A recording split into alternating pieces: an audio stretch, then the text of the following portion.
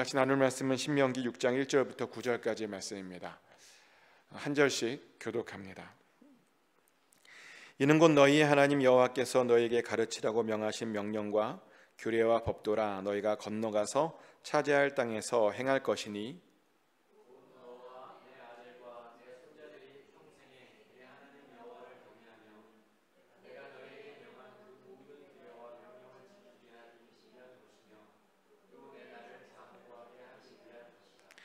이스라엘아 듣고 삼가 그것을 행하라. 그리하면 내가 복을 받고 내 조상들의 하나님 여호와께서 내게 허락하심 같이 젖과 꿀이 흐르는 땅에서 내가 크게 번성하리라.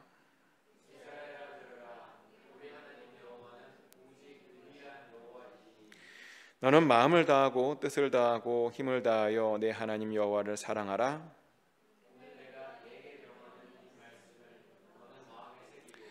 내 자녀에게 부지런히 가르치며 집에 앉았을 때든지 길을 갈 때든지 누워 있을 때든지 일어날 때든지 이 말씀을 강론할 것이며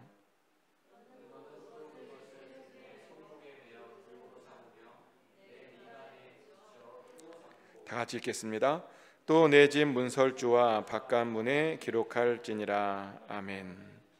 하나님의 평안이 오늘 여러분이 심령 가운데 함께 하시기를 예수 그리스도 이름으로 축복합니다. 방금 읽은 본문은 이제 약속의 땅을 앞에 두고 하나님께서 이스라엘에게 어떻게 살아야 되는지를 알려주는 그런 장면입니다. 근데 보니까요, 약속의 땅에서 잘 살려면 원칙이 있대요. 하나님의 말씀대로 살아야 그 땅에서 들어가서 잘 살 수 있다는 겁니다. 그리고 그렇게 말씀대로 살면 그들의 아들과 손자들도 하나님을 경외하게 될 것이고, 또 그 말씀대로 살면 그들의 삶이 장구하게 될 것이고, 또 그렇게 살면 그들이 삶에 복을 얻을 것이고, 그리고 그렇게 살면 번성하게 될 것이다 라고 오늘 본문은 말합니다. 그러면서 하나님께서는 왜 그들이 그 땅에서 그렇게 하나님 말씀대로 살아야 되는지 그 이유를 그렇게 알려주셨습니다. 그런데 여기에 눈에 띄는 것이 하나 있는데요, 그들이 하나님의 말씀을 지켜야 그들의 아들들과 그들의 손자들도 하나님을 경외하게 될 것이다 라는 말씀이죠. 즉 본을 보여주어야 그들의 자녀들이 따라하게 된다는 겁니다. 그래서 우리는 우리의 자녀들에게 본을 보여줘야 됩니다. 그러면 하나님의 말씀들을 정말 부지런히 가르쳐 주어야 됩니다. 그래서 집에 있을 때에도 가르쳐야 되고요, 길을 갈 때에도 우리가 우리 자녀들에게 가르쳐야 되고요, 누워 있을 때도 가르쳐야 되고요, 일어날 때도 가르쳐야 됩니다. 그것이 하나님의 명령입니다. 하나님께서는 약속의 땅에 들어가고 있는 그들에게 그렇게 그 땅에서 잘 살 수 있는 방법을 알려주셨습니다. 그러면서 그들이 또 그렇게 무엇을 가르쳐 줘야 되는지도 알려주셨는데요, 하나님 말씀에 따르면 우리 하나님은 오직 유일한 하나님이심을 우리가 가르쳐야 된다라고 말합니다. 하나님이 유일한 참 신이라는 겁니다. 다른 신은 없다는 겁니다. 그래서 우리는 다른 것들을 전혀 두려워할 필요도 없고 다른 것들을 의지하면 안 된다는 거죠. 하나님만 의지하면 된다는 겁니다. 그러면서 그런 하나님을 우리가 마음과 뜻을 다하고 힘을 다하여 하나님을 사랑해야 된다라고 말씀하셨습니다. 여기서 마음을 다하여 사랑한다는 말은 뭐냐면 진심을 다해서 사랑하라는 겁니다. 거짓 없이 정말 진심을 다해서 사랑해야 된다는 거죠. 또 뜻을 다하라는 말은 모든 성품을 다해서 사랑하는 겁니다. 모든 성격을 다해서 사랑하라는 겁니다. 또 힘을 다해서 사랑한다는 말은 최선을 다해서 사랑하라는 겁니다. 대충 얼렁뚱땅 사랑하는 것이 아니라 최선을 다해서 정말 두 마음 품지 않고 한 마음으로 열심히 하나님을 섬기라라는 뜻입니다. 하나님께서는 이렇게 당신을 어떻게 사랑해야 되는지도 가르쳐 주셨습니다. 그래서 이스라엘 사람들은요, 이 말씀대로 하나님을 섬기기를 원했고 또 아이들에게 가르쳤습니다. 그리고 그렇게 잘 가르쳤던 가정은 믿음의 명문가문이 되었던 것을 우리는 성경 속에서 보게 되죠. 그래서 우리도요, 우리의 아이들에게 하나님의 말씀을 잘 가르쳐야 됩니다. 우리 아이들에게도 동일하게 우리 하나님만의 유일한 신임을 가르쳐야 되고요, 또 마음과 뜻과 정성을 다하여 힘을 다하여 하나님을 사랑해야 된다라고 하는 것을 가르쳐야 됩니다. 근데 어떤 가정들을 보면 이렇게 다 알고 있는데도 불구하고 열심히 가르치지 않는 모습을 봅니다. 성경에는 분명히 열심히 가르치라 그랬거든요. 근데 열심히 안 가르칩니다. 열심히 가르치기는커녕 아이들이 망가지는 행동들을 서슴없이합니다. 그리고 실제로 부모님의 행동 때문에 망가지는 아이들이 있습니다. 왜 그런 이야기 들어보셨잖아요. 문제 아이들이 있는 것이 아니라 문제 부모만 있는 것이다. 부모가 제대로 가르치지 못했기 때문에 아이들이 이상해지는 것이랍니다. 그래서 우리들은 아이들에게 바른 것을 제대로 가르쳐 줘야 되고요. 또 우리의 행동으로 인해서 우리의 아이들이 망가지지 않도록 주의해야 됩니다. 어떻게 하면 망가지지 않을 수 있을까요? 우리가 뭘 하지 않으면 우리 아이들이 잘 살 수 있을까요? 그래서 오늘은 그 부분에 대해서 집중적으로 나누려고 하는데, 가정사역 전문가들이 하는 말이 뭐라고 말하냐면 부모들이 흔히 하는 실수들이 있답니다. 아이들이 망가지는 10가지 부모의 습관이 있는데요. 첫 번째로 자녀들이 갖고 싶은 것들을 다 사주면 아이가 망가진대요. 다 사주면요, 그 아이는 세상의 모든 것들을 자기가 다 가질 수 있을 것이다 라고 하는 그런 착각을 하며 살게 된다는 겁니다. 그리고 그렇게 되면 욕심꾸러기가 된다는 거예요. 욕심꾸러기. 욕심이 많아진답니다. 욕심이 많아지면 안 되는 것인가? 안 되죠. 우리 주변에 욕심 많은 사람도 있잖아요. 욕심 많은 사람들, 뭐든지 자기가 원하는 대로 해야 되는 사람들, 뭐든지 자기가 가지고 싶은 것은 반드시 가져야 되는 사람들, 그리고 자기가 가진 것이 제일 좋아야 하는 사람들, 다른 사람들이 잘 되는 것보다 자기가 무조건 잘 돼야 된다고 생각하는 사람들, 그리고 실제로 자기만 잘 되려고 막 사람들을 밟고 올라가려고 하는 사람들, 그런 사람들이 우리 주변에 있습니다. 근데 왜 그렇게 그들이 욕심꾸러기가 되었나 보면요, 어렸을 적에 그 부모님들이 원하는 대로 다 사줘버렸기 때문입니다. 아이가 원하는 대로 다 들어주었다는 겁니다. 그래서 그들이 그렇게 망가진 것이죠. 그런데요, 아이가 원한다고 다 해주면 안 됩니다. 아무리 사랑한다고 원하는 대로, 하고 싶다는 대로 다 해주면 안 됩니다. 필요한 것만 해줘야 됩니다. 그것이 아이들을 위해서 진짜 필요한 것입니다. 또 두 번째로 자녀를 망치는 부모의 행동은 뭐냐면, 자녀들이 나쁜 말을 사용해도 그냥 모르는 척하고 넘어가면 그것이 바로 아이를 망치는 행동입니다. 사실 모든 아이들이 처음부터 나쁜 언어를 쓰는 건 아니겠죠. 아이들이 나쁜 언어를 쓰게 될 때에는 이유가 있는데 보면, 처음에는 과시욕 때문에 씁니다. 사람들 앞에서 나도 이런 나쁜 말을 쓸 수 있어 라고 하는, 친구들 앞에서 특별히 자랑하고 싶은 마음에 그 어디서 배운 그 나쁜 말들을 이제 하기 시작합니다. 그런데요, 그때 그것을 막아주지 않으면 그 말들이 그 아이에게 버릇이 됩니다. 습관이 됩니다. 그리고 그것이 더 심해지게 되면 나쁜 말을 하지 않으면 대화를 할 수 없는 그런 상태까지 이르게 됩니다. 왜? 가끔 그런 사람들 보잖아요. 욕을 사용하지 않으면 말을 하지 못하는, 항상 언어에 F워드가 들어가서 그런 말을 쓰지 않으면 말을 정상적으로 할 수 없는 그런 사람들이 있습니다. 그리고 어떤 사람들은 보면요, 이렇게 서로 욕을 주고받아야 저 사람과 내가 친하다라고 하는 친밀감을 거기에서 느끼는 사람들이 있더라고요. 보셨어요? 그런 사람들? 욕을 서로 해야 친하다고 느끼는 사람들. 그런데요, 그런 사람일수록 인생이 잘 되는 사람들을 못 봤습니다. 왜냐하면 우리의 인생이라고 하는 것이 결국에는 우리가 말하는 대로 흘러가는 거기 때문이죠. 그래서 나쁜 말들을 많이 하면요, 그 인생에 결국에는 나쁜 일들이 많이 생기게 됩니다. 그래서 우리는 좋은 말을 하며 살아야 되죠. 좋은 말들을 많이 해야 인생에 좋은 일들이 많이 생기는 겁니다. 그것은 우리가요, 우리 주변에 성공한 사람들의 그 언어만 봐도 아주 쉽게 알 수 있는 건데요, 성공한 사람들과 대화를 하다 보면 그분들의 그 언어가 굉장히 고급스럽다라고 하는 느낌을 받을 때가 많습니다. 그리고 그분들이 사용하는 그 단어들이요, 굉장히 좋은 단어들이 많습니다. 근데 바로 그것 때문에 그들이 그렇게 성공한 겁니다.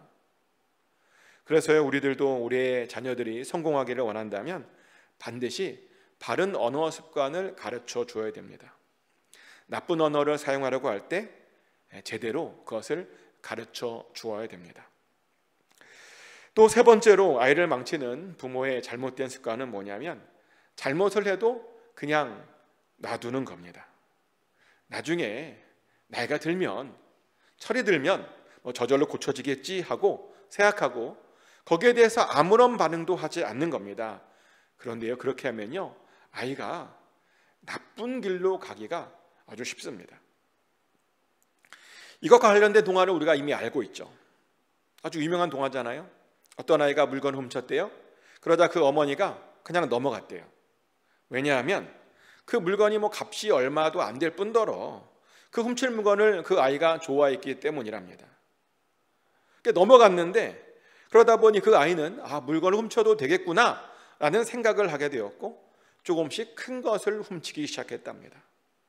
그러다 보니 나중에는 큰 도둑이 되었고 결국에는 잡히게 되죠. 그 잡히고 났더니 그 사람이 나중에 엄마를 원망했답니다. 자신이 적은 것을 훔쳤을 때 말려주었더라면 그렇게 되지 않았을 것이라며 자신을 혼내주지 않았던 그 어머니를 아주 크게 원망했다라고 하는 동화가 있습니다. 그런데요, 자식의 잘못을 혼내주지 않으면 반드시 나중에 그 자식에게 원망의 소리를 듣게 됩니다.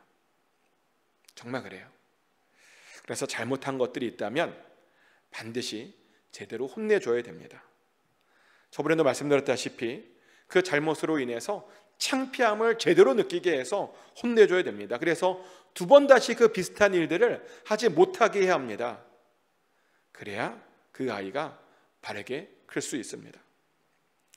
또 네 번째로 자녀를 망치는 부모의 잘못된 습관은 뭐냐면, 자녀가 치우지 않았던 옷과 신발들을 대신 정리해 주는 겁니다. 왜냐하면 그것은 나중에 그 아이로 하여금 자신의 책임을 다하지 않는 아이로 만들어주는 그런 지름길이기 때문이죠. 자기 할 일들을 자꾸만 다른 사람에게 떠넘기는, 미루는 그런 습관을 갖게 해준다는 겁니다. 근데 많은 부모들이 이런 습관을 가지고 있는 모습을 봅니다. 자녀가 어지럽히면 대신 치워줘요. 그러면 말하기를 자기의 자녀는 청소를 잘 못해서,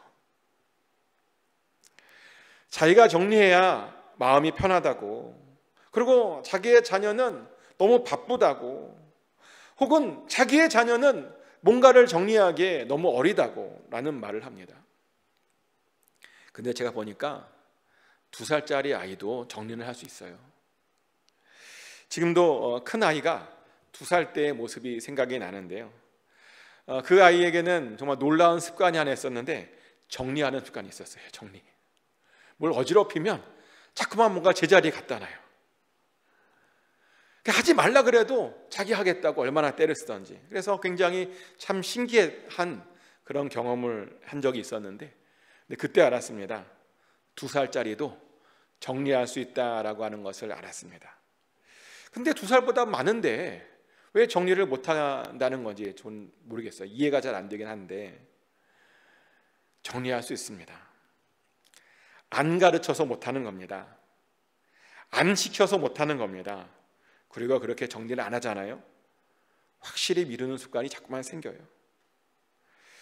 왜냐하면 미루면 누가 해주거든요.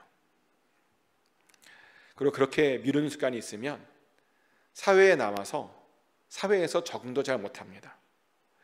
그러니 어리더라도 바쁘더라도 적어도 자기의 방은 자기가 정리할 수 있게 해줘야 됩니다. 그것이 아이를 진짜로 위하는 일입니다. 또 5번째로 아이를 망치는 부모의 잘못된 습관은 자녀를 그냥 TV나 컴퓨터나 핸드폰 앞에 그냥 방치시키는 겁니다. 사실 이것도 우리가 흔히 하는 실수들 중에 하나이죠. 아이들이 어렸을 때 핸드폰만 쥐어주면 조용히 있다 보니 우리는 아무 생각 없이 핸드폰을 그냥 쥐어주고 말았습니다. 그러면서 편하니까 그냥 자기의 시간을 그냥 보내곤 했습니다. 저도 많이 그랬던 것 같아요. 그런데 어떤 부모들은 조금 더 편해보겠다고 아이들에게 그냥 시간 제한 없이 무한정 그것을 계속 돌리는, 핸드폰, TV, 컴퓨터 이렇게 계속 돌리는 그런 부모들도 있습니다. 그것들을 몇 시간 하든지 전혀 신경 쓰지 않습니다. 몇 시간 동안 텔레비전 보고 몇 시간 동안 핸드폰을 보는지 별로 상관하지 않습니다. 그래서 4-5시간 훌쩍 그냥 그렇게 보내게 합니다. 그런데요, 아무리 나 편하자고 아이를 그렇게 방치하면 안 됩니다. 힘들어도 그런 기기들과 오래 놀게 하면 안 됩니다. 다른 것들을 또 즐기는 습관도 가르쳐야 되죠. 정말 그래요. 인생의 재미가 그것만 있는 게 아니잖아요. 여러 가지 재미들을 가르쳐야 됩니다. 균형이 잡히게 가르쳐야 됩니다. 그리고요, 부득이하게 뭔가를 줄 때는 시간 제한을 줘야 됩니다. 핸드폰 같은 거 줄 때는요, 반드시 시간 제한이 있어야 됩니다. 그런데 그렇게 시간 제한을 줄 때 또 주의사항이 있죠. 무조건 부모의 생각대로 너 몇 시간만 해 이렇게 가면 안 되고요. 그 시간을 아이 스스로 결정할 수 있게 해줘야 됩니다. 그리고 그것을 위해서 아이랑 대화를 해야 됩니다. 왜 시간 제한을 해야 되는지, 얼마를 원하는지 아이들과 충분히 대화하고 설명해 줘야 됩니다. 그리고 아이가 스스로 정하게 해야 돼요. 내가 얼마까지 하겠다. 그렇게 시간 제한을 해야 됩니다. 그리고 그러면서 동시에 핸드폰 말고 재미있는 것들 찾아서 알려줘야 됩니다. 그래야 우리 아이들이 그 기기 밑에서 있지 않게 됩니다. 또 6번째로 아이를 망치는 부모의 잘못된 습관은 부부가 싸우는 모습들을 자주 보여주면 안 됩니다. 부부싸움을 할 수 있죠. 서로 다르다 보니까 할 수 있습니다. 이해는 합니다. 그런데요, 아무 때나 부부싸움을 해서는 안 됩니다. 특별히 아이들 앞에서 부부싸움을 해서는 안 됩니다. 왜냐하면 부부싸움은 아이들에게 아주 큰 정서적인 불안감을 주기 때문이죠. 아이들에게 부모는 세상에서 유일하게 의지할 대상입니다. 그런데 그런 대상이 자기들 앞에서 서로 헐뜯고 서로 싸우고 있다고 한번 상상해 보시기 바랍니다. 그러면 아이들은요, 의지할 대상을 잃어버릴까 봐 굉장히 불안에 떨게 됩니다. 그러면서 동시에 누구 편을 들어야 되나 라고 하는 혼란에 빠지게 됩니다. 그러다 보면 어떤 아이들은요, 부모와의 관계에서 담을 쌓는 아이들도 있습니다. 부모를 의지하고 싶어 하지 않습니다. 대신 친구를 의지하려고 합니다. 그리고 그러면요, 그때부터는 집안에 있기 싫어합니다. 자꾸만 밖에 나가려고 합니다. 그리고 나가면 잘 안 들어옵니다. 아이들이 밖에 나가고 싶어 하는 것은 어쩌면 그 부모가 그 앞에서 부부싸움을 자주 했기 때문입니다. 그러니 우리는 아이들의 정서를 위해서 절대로 부부싸움은 아이들 앞에서 하면 안 됩니다. 싸워야 되면 멀리 가서 싸우셔야 돼요. 차 안에서라도 안 들리게, 듣지 않는 곳에서 싸워야 됩니다. 그것이 아이들의 정서를 위해서 꼭 필요한 일입니다. 또 7번째로 부모가 아이를 망치는 습관은 자녀에게 용돈을 굉장히 많이 주는 겁니다. 그래서 자녀로 하여금 돈을 굉장히 헤프게 쓰게 하는 겁니다. 근데 그렇게 쓰면요, 아이들에게는 돈에 대한 개념이 없어집니다. 그래서 돈을 모으는 사람이 아니라 돈을 쓰기만 하는 사람이 될 수 있습니다. 제 친구 중에 한 명이 그랬는데요, 그 친구의 부모님은 너무나 바빴습니다. 그러다 보니 그 친구의 부모님이 뭘 하게 됐냐면, 그 보상심리로, 이제 같이 못 날아주니까 그 보상심리로 그 친구에게 돈을 굉장히 많이 주었습니다. 그래서 그 친구의 지갑에는 항상 10,000원짜리가 가득 있었습니다. 심지어 그때가 중학생 때였는데도요, 10,000원짜리가 이렇게 있었어요. 그러다 보니 친구들에게 얼마나 인기가 많았는지 모릅니다. 그 친구 옆에 있으면 좋은 것들을 많이 하고 또 좋은 것들을 많이 얻어먹을 수 있다 보니 그 친구 주변에는 언제나 사람들이 많았습니다. 막 사람들이 친구들이 막 우쭈쭈 해준 거예요. 그러다 보니까 이 친구가 점점 허세가 늘어갔고요. 친구들에게 막 쓰는 것, 베푸는 것, 막 그 친구들이 좋다고 하는 것 다 막 돈을 쓰면서 즐겼습니다. 그러면서 어느 순간 보니까 이 경제적인 관념이 완전히 무너져 버렸습니다. 그래서 나중에 그것을 알고 그 부모가 그것을 고치려고 얼마나 고생을 했는지 모릅니다.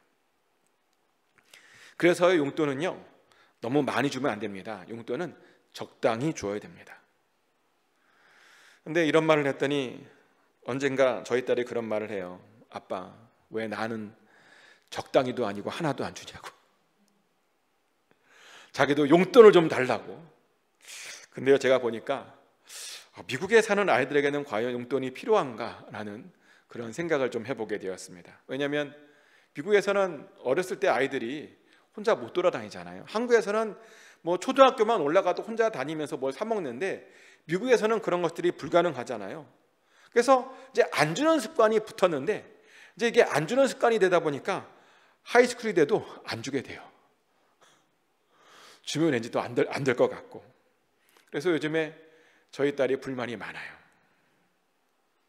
근데 그러면서 좋은 점은 뭐냐면 아이가 돈이 얼마나 귀한지를 알게 된다는 겁니다. 그러면서 정말 돈을 절약하고 아끼며 씁니다. 그래서 한편으로는 좀 굉장히 감사해하고 있는 중입니다. 또 8번째로 아이를 망치는 부모의 습관 중에 하나는 자녀의 꿈에 전혀 신경 쓰지 않는 겁니다. 그리고 자녀의 꿈을 무시하고 그 부모가 원하는 꿈만 막 억지로 강요하는 겁니다. 근데 이렇게 부모가 강요하잖아요. 그러면 나중에 보면 억지로 강요하게 되면 그 꿈을 잃어버릴 수 있습니다. 그리고 꿈을 잃어버리게 되면 아이가 의욕이 없어집니다. 그래서 뭘 하려고 해도 별로 열심히 하지 않습니다. 왜? 우리 주변에 그런 의욕이 없는 아이들 있잖아요. 의욕이 없는 아이들의 공통적인 특징이 뭐냐면 꿈을 잃어버린 겁니다. 하지만 꿈이 있는 아이들은 다릅니다. 그 꿈을 이루기 위해서 자신만의 계획을 세우고 그 꿈을 이루기 위해서 정말 열심히 노력합니다. 사실 미국에서 원하는 인재상이 바로 그런 인재상이 아닐까 싶어요. 되고 싶은 것이 있어서 그것을 꾸준하게 열심히 하는 것, 그런 사람을 원하는 것이 아닌가. 보면 대학교 입학할 때 보면 그것을 더 중요하게 여기더라고요. 얼마나 꾸준히 했는가. 그래서 그런 것을 알려주기 위해서라도 꿈을 갖게 하는 것이 좋습니다. 물론 뭐 꿈이 있다고 그 꿈들이 다 이루어지는 건 아닌 건 맞죠. 사실 꿈을 이루는 사람들이 몇 %나 되겠습니까? 한번 질문 드려볼까요? 어떻게 여러분들이 어렸을 때 가지고 있던 그 꿈을 현재 다 이루셨습니까? 어렸을 때 그 꿈꾸었던 그것을 현재 하고 계십니까? 최규 지사님 지금 고개를 끄덕이면서 꿈을 이룬 그 몇 % 안에 대단합니다. 정말 꿈을 이룰 수 있다니 얼마나 대단한 이야기입니까? 근데 대부분은 아닐 겁니다.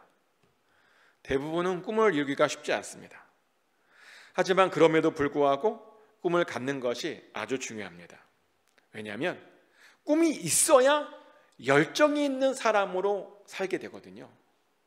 꿈이 있어야 인생을 열심히 살게 된다는 겁니다. 그래서 우리들은요, 아이들이 가지고 있는 그 꿈 존중해 줘야 됩니다.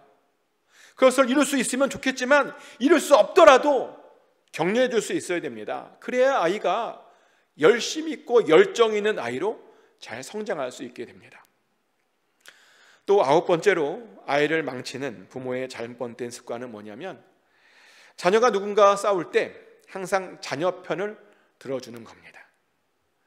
왜? 아이들을 키우다 보면 아이들이 누군가와 싸울 때가 있죠.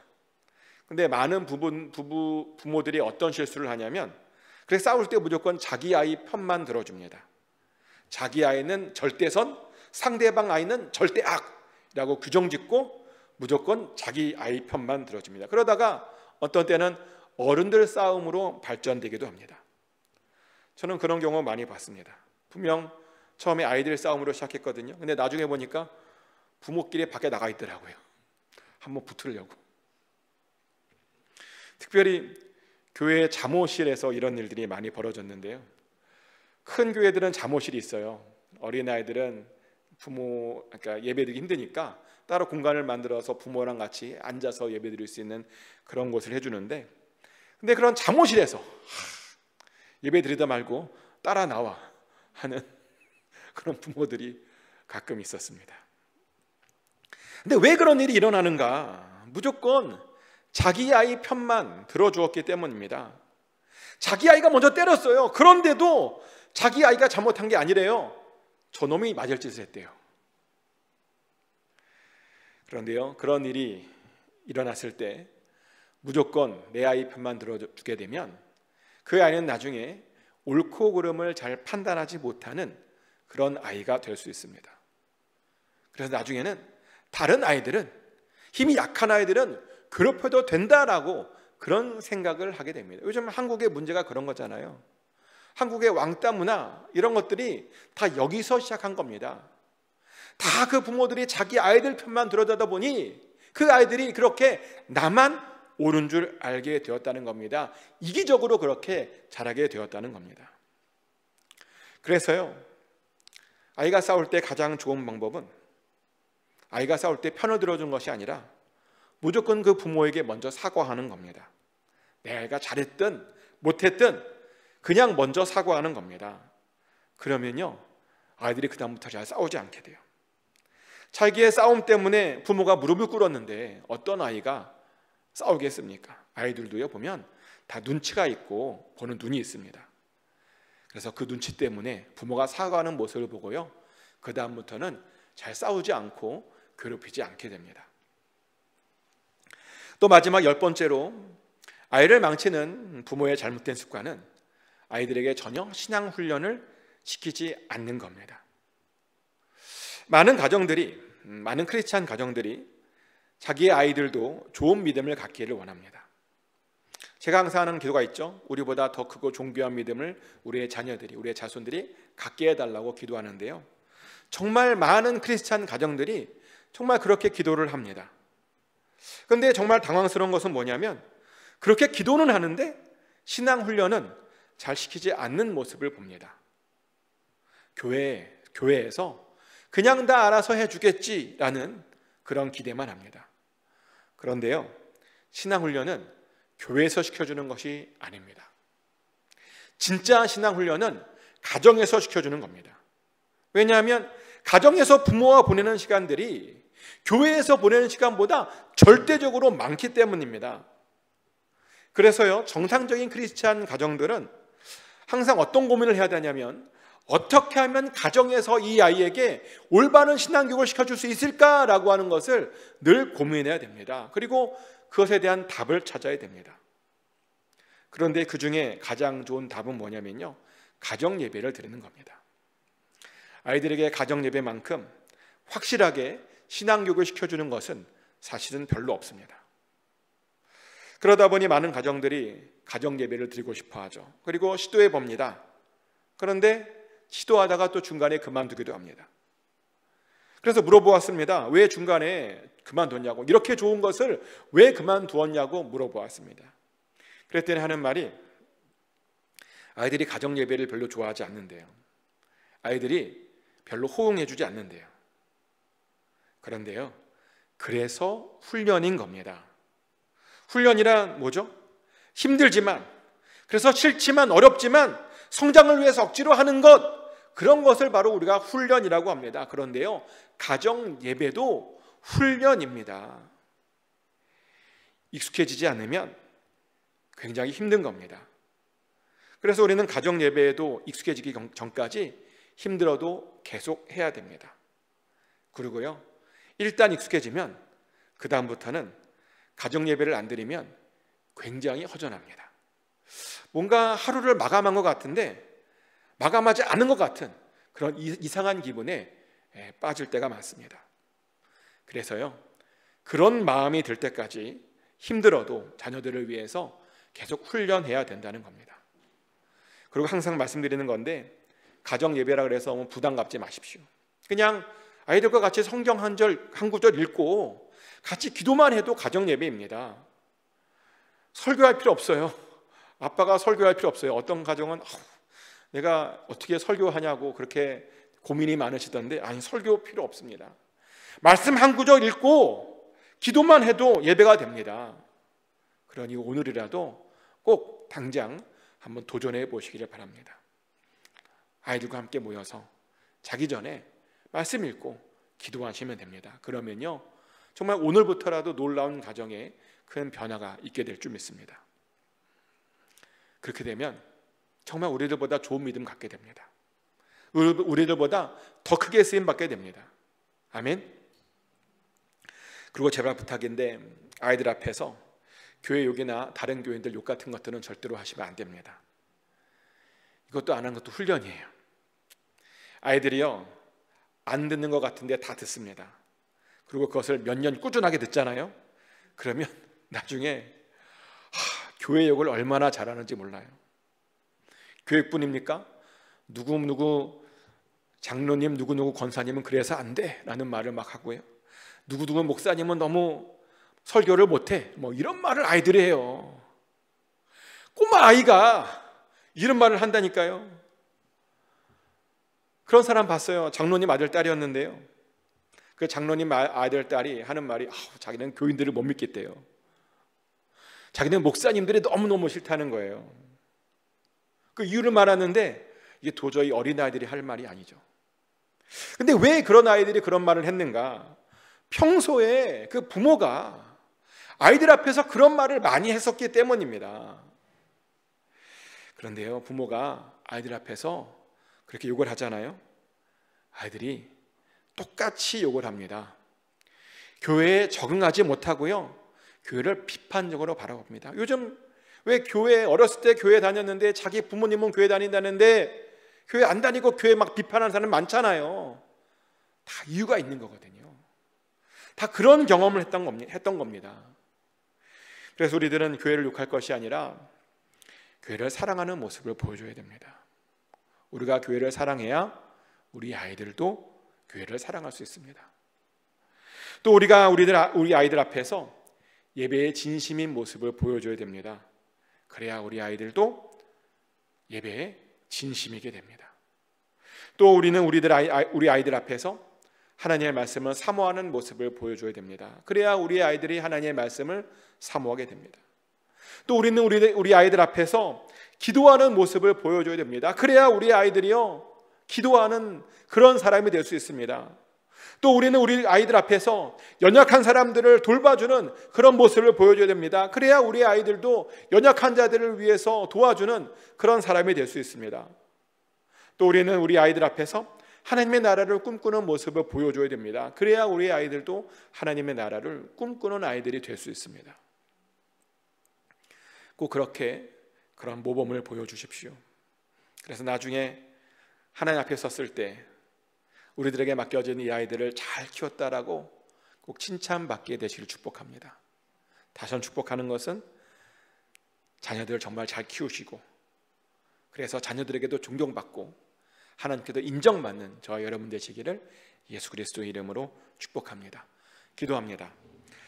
하나님 아버지, 우리가 어떻게 자녀들을 잘 키워야 되는지 오늘도 말씀을 나눴습니다. 특별히 우리가 우리 아이들에게 하지 말아야 할 10가지 주의사항에 대해서 나누었습니다. 이 말씀들을 가슴에 새기고 절대로 그렇게 하지 않게 하여 주시옵소서. 그래서 우리가 우리 아이들을 잘 키우게 하여 주시고, 그래서 우리 아이들에게도 존경받고 또 하나님께도 칭찬받는 우리 모두가 되게 하여 주시옵소서.